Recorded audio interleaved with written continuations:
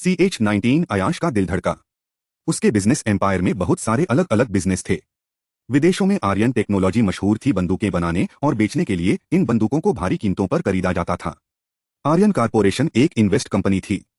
Foreign में उनका diamond का बिजनेस था, जिसे उसके चाचा यतीश संभालते थे। गोवा में उनका शानदार रिसॉर्ट था। इसके अलावा और भी कई सारे फील्ड में उसकी कंपनीज थी। अश्वत्थ धोखा देने वाले और झूठ बोलने वाले लोगों को बिल्कुल पसंद नहीं करता था। टिया नहा धोकर फ्रेश होकर डाइनिंग हॉल में ब्रेकफास्ट के लिए आई और सबको गुड मॉर्निंग विश किया। सभी ने मुस्कुराहट के साथ उसे विश किया। फिर अश्वत्थ ने टिया के लिए उठकर चेयर हटाई। टिया चुपचाप बैठ गई। उसने टिया को खाना सर्व किया और फिर उन्होंने ब्रेकफास्ट किया। टिया अपना बैकपैक अश्वत्थ के हाथों में देखकर हैरान थी। अश्वत्थ ने उसके सिर को प्यार से सहलाते हुए कहा, तुम्हारा सारा सामान है। टिया ने बैकपैक लिया और पीठ पर लटकाया और जाने लगी। आज उसे अभ्रम कॉलेज छोड़ने वाला था। वो बाहर अपनी स्पोर्ट्स कार में वेट कर रहा था। अश्वत्थ बोला, छोटी गिलहरी। टिया के कदम रुक गए और उसने पलट के अश्वत्थ को सवालिया नजरों से देखा।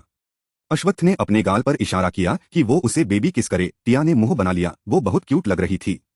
अश्वत्थ ने उसकी गर्दन को पकड़ा और उसे अपने करीब लाया और अपना गाल आगे किया और बोला, किस मी। टिया उसे छोटी बच्ची जैसी लग रही थी जो नाराज थी। अश्वत्थ बोला, छोटी गिलहरी, क्या तुम चाहती हो कि मैं तुम्हें लिप। वो अपनी बात पूरी कर पाता इससे पहले टिया ने उसके गालों पर किस किया और भाग गई। अश्वत्थ को उसकी इस चाइल्डिश हरकत पर हंसी आ गई। टिया सीधे अभ्रम की कार में घुस गई। अभ्रम अचानक से उसके आकर बैठ जाने से डर गया था। उसने अपने सीने पर हाथ रखा और लंबी लंबी सांसें लेने लगा। टिया बच्चों की तरह बैठ गई थी। अभ्रम उसे देखकर मन में बोला, इस डेविल ने क्या किया होगा जो छोटी सी भाभी मुंह फुलाकर बैठी हैं। और बोला, क्या हुआ क्यूटी पाई। टिया उसे घूर कर देखने लगी और उसे ऐसे देखकर अभ्रम डर गया। टिया बोली, सर एकदम बेशर्म और छिछोरे हैं। ये सुनकर अभ्रम हैरान होकर टिया को देखने लगा और बोला, तुम्हें कैसे पता। टिया उसे अजीब नजरों से देखने लगी और फिर उसने अपना चेहरा लटका लिया। अभ्रम अपना सिर खुजलाने लगा। टिया बोली, सर जल्दी चलिए, वरना अगर मैं लेट हो गई तो मुझे डांट और पनिशमेंट मिलेगी। अभ्रम बोला, हाँ। और कार स्टार्ट कर कॉलेज के लिए चल पड़ा। अभ्रम ने कार कॉलेज से थोड़ी दूर रोकी। टिया उतरकर सबकी नजरों से बचते हुए अभ्रम को थैंक यू कहकर कॉलेज की तरफ चल पड़ी। कॉलेज के अंदर पहुंचने के बाद सब लोग उसे ही देख रहे थे। सारे लड़के उसे इम्प्रेस करने की सोच रहे थे। टिया सोचने लगी कि पहले तो कोई भी उससे बात नहीं करना चाहता था और आज उसे इतनी अटेंशन मिल रही थी। वो मन ही मन अपने डेविल हस्बैंड को थैंक यू बोल रही थी कि उसकी वजह से आज वो अपने लिए स्टैंड लेने में सक्षम हो गई थी। पहले लोगों ने उसे सर से पांव तक कपड़ों में लिपटा हुआ ही देखा था। वो पहले एक स्लीवलेस टॉप तक पहनने में हिचकिचाती थी, लेकिन आज ऐसा नहीं था। टिया ने आज ब्लैक कलर की हुड वाली टी शर्ट पहन रखी थी और नीचे टाइट फिटिंग जींस पहन रखी थी। वो उजल को खोज रही थी। लड़के उसे पटाने के लिए एक दूसरे से लड़ झगड़ रहे थे। टिया को इन सब से कोई फर्क नहीं पड़ता था। उसे तो बस अपनी बेस्ट फ्रेंड से मतलब था। तभी उसके सामने अव्यांश अपने दोस्तों के साथ आया और उसका रास्ता ब्लॉक करते हुए बोला, क्या बात है, क्या मुझे वापस पाने के लिए तुम ये सब कर रही हो। टिया मन में सोच रही थी कि उसका डेविल हस्बैंड सही कह रहा था। एक लात नहीं, लात और घूसों की बारिश की जरूरत थी इस अव्यांश को। टिया अंदर से तैयार थी कि अगर इस अव्यांश के बच्चे ने कुछ भी किया तो उसे बुरी तरह से पीट देगी, और अगर कुछ ज्यादा ही होता है तो उसे बचाने के लिए उसका डेविल हस्बैंड है ही उसके सामने जमीन पर हाथ पांव मारकर रोक रोकर उसे कन्विंस कर ही लेगी। टिया उसे देखकर हंसते हुए बोली, मैं तुम जैसे चीटर को क्यों इम्प्रेस करना चाहूंगी। मेरी भी कोई सेल्फ रिस्पेक्ट है और तुम्हें इम्प्रेस करने में मेरी सेल्फ रिस्पेक्ट कम हो जाएगी। अब मेरे रास्ते से हटो। तुम्हें अपनी लविडवी सहाना के पास होना चाहिए। तुम दोनों बिल्कुल एक जैसे हो, घटिया और बेशर्म। तुम्हें मैं क्यों इम्प्रेस करूंगी, अब हटो। वो जाने लगी तो अव्यांश ने जबरदस्ती उसे रोक लिया। सब लोग तमाशा देखने लगे। अव्यांश और उसके दोस्त टिया के साथ बदतमीजी करने लगे। टिया मन में बोली, सर आपके भरोसे फाइटिंग कर रही हूँ। अयंश भी ये तमाशा अपने दोस्तों के साथ देख रहा था। काव्य बोला, अयंश यार उस बेचारी की हेल्प करनी चाहिए। अयंश आगे बढ़ा ही था कि एक चीख गूंजी। पालक झपकते ही टिया ने सबको धूल चटा दी थी। सब जमीन पर पड़े दर्द से कराह रहे थे। टिया का ये अवतार देखकर सब शॉक्ड थे। टिया ने अपना हाथ झाड़ते हुए अव्यांश को देखा। उसके फेस पर कोई एक्सप्रेशन नहीं था। उसने अव्यांश और सबको एक एक किक मारी और आगे बढ़ने लगी। अयंश टिया को देखते हुए उसी की तरफ आ रहा था। टिया उसके पास पहुंची। अयंश को होश ही नहीं था कि नीचे केले का छिलका किसी ने खाकर फेंका है। उस पर उसका पैर पड़ गया और वो फिसलकर पीछे की ओर गिरने लगा, पर टिया ने उसे गिरने से बचा लिया। अयंश महसूस कर पा रहा था कि उसे बहुत ही कोमल और नाजुक हाथों ने पकड़ रखा है। अयंश टिया के आंखों में देख रहा था। वो उसकी आंखों में खो गया। वो एक तक उसे ही देख रहा था। सब लोग ये नजारा देखने लगे। अयंश का दोस्त कबीर बोला, यार काव्य, लड़की को गिरने से लड़का बचाए तो समझ में आता है, पर यहाँ तो लड़की ने लड़के को पकड़ रखा है। ये कौन सा सीन है? ये तो मेरी स्क्रिप्ट के हिसाब से नहीं हो रहा है। तो अयान बोला, पर क्या मस्त सीन है यार। क्या लड़की है, इतने सारे लड़कों को धूल चटा दी। Wow, she is a very pretty girl, she is so cute. उसने उनकी जल्दी से फोटो भी क्लिक कर ली। टिया अयंश को देखकर बोली, एक्सक्यूज मी, क्या आप उठने की मेहरबानी करेंगे? पर अयंश तो उसमें ही खो गया था, उसे टिया की आवाज सुनाई नहीं दे रही थी।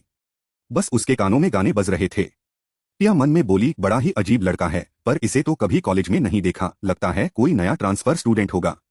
और फिर बोली, देखिए, मैं आपके जितनी स्ट्रांग नहीं हूं, मैं आपको ज्यादा देर तक पकड़े नहीं रख सकती, आप प्लीज खड़े हो जाइए। अयंश ने कोई रिप्लाई नहीं दिया। टिया मन में बोली, दिखने में तो इतना हैंडसम और स्मार्ट है, क्या ये बहरा है? भाड़ में जाओ तुम, कौन से मेरे कुछ लगते हो। और अयंश को छोड़ दिया। अयंश जोर से गिर पड़ा और होश में आया और दर्द में कराहने लगा। सब लोग ये देखकर शॉक थे। काव्य बोला, हे भगवान, अयंश शाह को एक लड़की ने जमीन पर पटक दिया, क्या ये लड़की पागल है? टिया अयंश को बिना देखे ही चली गई। अयंश दर्द से कराहते हुए उठा। उसके पास उसके तीनों दोस्त जल्दी से आए और उन्होंने उसे उठाकर खड़ा किया। अभी तक अयंश के कानों में गाना गूंज रहा था। अयंश ने जोर से अपना सिर झटका। काव्य बोला, आर यू फाइन? तो अयंश बोला, काव्य बड़ी क्या लड़की थी यार। तुम्हें नहीं लगता मुझे अपने मम्मी पापा को एक खूबसूरत सी बहू गिफ्ट में देनी चाहिए? तीनों ने हैरानियत में अपना सिर पीट लिया। अयान अयंश से बोला, बड़ी वो लड़की अव्यांश खन्ना की एक्स गर्लफ्रेंड है। मुझे पता चला है कि अव्यांश खन्ना ने उसे चीट किया था और दोनों का ब्रेकअप हो गया। और ये भी सुना है कि वो लड़की पहले बहुत ही ओल्ड फैशन और बहन जी टाइप थी। ब्रेकअप होने के बाद वो 2 हफ्ते तक गायब रही, फिर अचानक से इस नए अवतार में अटपकी। ये सुनकर काव्य बोला, ये तो होना ही था, आखिर बेचारी ने धोखा खाया है और शायद आज उसी का जमकर बदला लिया है। एंड अंश, तुम उस अव्यांश खन्ना की एक्स गर्लफ्रेंड को अपने मम्मी पापा की बहू के रूप में गिफ्ट में देना चाहते हो? तो अयंश बोला, हे बड़ी, क्या फर्क पड़ता है? अच्छा ये बताओ, ब्रेकअप का रीजन और चीटिंग का रीजन क्या था? तो कबीर बोला, जब से आए हैं तब से हमें यही सुनने को मिला है कि वो लड़की अव्यांश को टच तक करने नहीं देती थी, उससे हमेशा एक सेफ डिस्टेंस मेंटेन करके रखती थी। इस वजह से अव्यांश खन्ना की गर्लफ्रेंड बनने का मौका सहाना राय को मिला, वही जो तुझ पर लाइन मार रही थी। मतलब हद है, बॉयफ्रेंड होते हुए भी किसी और आदमी पर लाइन मारना। तो अयंश बोला, गुड, तब तो मुझे इसी लड़की के पीछे जाना चाहिए जो मुझ जैसे गुड लुकिंग इंसान को इग्नोर करके चली गई। ये तो गलत बात है। I am the अयंश Shah. यह बोलकर वो मुस्कुराने लगा। अभी भी उसके कानों में गाने बज रहे थे। ओझल भागकर टिया के पास आई और बोली, क्या तुमने सच में उस कमीने अव्यांश और उसकी पलटन की पिटाई कर दी? क्या मैंने एक जबरदस्त एक्शन सीन मिस कर दिया? ओह नो, मुझसे ज्यादा बदनसीब कोई नहीं है। ओझल का ये रिएक्शन देखकर टिया को बहुत हंसी आ रही थी। वो बोली, यार मैंने पीटने को तो पीट दिया, पर तुम्हें तो पता ही होगा वो बहुत रिच है, अगर कहीं उसने मेरे साथ कुछ कर दिया तो। अगर इस बात के लिए सर मुझसे नाराज हो गए तो मैं क्या करूंगी? ओझल मन में बोली, ओह डियर कोका, भाई तुमसे क्यों नाराज होंगे? तुम नहीं जानती, वो तुम्हारे लिए अव्यांश खन्ना तो क्या किसी से भी लड़ सकते हैं, और वैसे भी खन्ना कंपनी भाई के रहमो करम पर पल रही है। अगर भाई की कृपा दृष्टि हट गई तो खन्ना कंपनी 5 सेकंड में बर्बाद हो जाएगी, और तुम तो द वेपन किंग की क्वीन हो, इतना डरती हो यार। टिया ओझल को ऐसे खोए हुए देखकर बोली, हे ऑज प्लीज यार हेल्प मी, मैंने जोश में आकर बहुत बुरी तरह से उन्हें पीटा है। तो ओझल खुश होते हुए बोली, वो कमीना इसी लायक था, उसके हाथ पैर अच्छे से नहीं तोड़े क्या तुमने? मुझे भी बुला लेती यार, मैं भी अपने हाथ साफ कर लेती। उसे अच्छे से पीटना तो मेरी दिली तमन्ना है, पर कोई बात नहीं, तुमने पीट लिया, काफी है। और खुश होने लगी। टिया और ओझल क्लास की तरफ जाने लगे। अयंश और उसके फ्रेंड भी क्लास की तरफ आ रहे थे। अयंश बोला, हे, ये प्रीटी गर्ल यहाँ क्या कर रही है? तो अयान बोला, क्योंकि भाई वो सेकंड ईयर में ही है, आर्ट स्टूडेंट है। तो ये सुनकर अयंश खुश हो गया और बोला, क्या बात है, किस्मत भी लगता है यही चाहती है कि यही मेरी वाइफ बने। तो तभी उसकी नजर ओझल पर पड़ी और ओझल ने भी उसे देखा। दोनों के मन में एक ही चीज चल रही थी। अयंश मन में बोला, ओझल मासी। ओझल मन में बोली, यह अयंश बेवकूफ यहाँ क्या कर रहा है? ये तो उत्तराखंड यूनिवर्सिटी में पढ़ रहा था, यहाँ कैसे टपक गया? ये कहीं भाई को ना बता दे कि मैं 2 सालों से उनकी यूनिवर्सिटी में उनसे छिपकर पढ़ रही हूँ। लेकिन ये अयंश है जिसके पेट में कोई बात नहीं पचती। भगवान ये भाई को ना बता दे। अयंश के मन में भी यही चल रहा था कि अगर मासी ने मामा को बता दिया कि वो उनकी ही यूनिवर्सिटी में ट्रांसफर होकर आया है तो उसके नाना और उसके दोनों मामा उसे बहुत डांटेंगे, क्योंकि वो घर पे सबके साथ ना रहकर अलग से फ्लैट लेकर रह रहा है। वो अपना चेहरा छुपाने लगा। उसे ऐसा करते देख ओझल समझ गई कि अयंश आर्यन पैलेस में नहीं रहता बल्कि अलग रहता है, और उसके यहाँ पढ़ने की बात भी आर्यन पैलेस वालों को नहीं पता। उसने चैन की सांस ली और उसे ऐसे दिखाने लगी कि वो अश्वत्थ को ये सब बता देगी, और वो उसे घूर कर देखने लगी। टिया उसे ऐसे देखकर उलझन में पड़ गई। फिर उसने उस तरफ देखा जिस तरफ ओजल देख रही थी। टिया बोली, ऑज, क्या तुम पागल हो गई हो? ऐसे उन लड़कों को क्यों घूर रही हो? माना कि वो सब बहुत हैंडसम है, पर क्या उन्हें दिन दहाड़े घूरना या ताड़ना अच्छी बात है? तो ओजल कुछ नहीं बोली, क्योंकि उसे पता था कि अगर वो टिया को कुछ भी बताती तो उसे पता चल जाता कि वो अश्वत्थ की बहन है।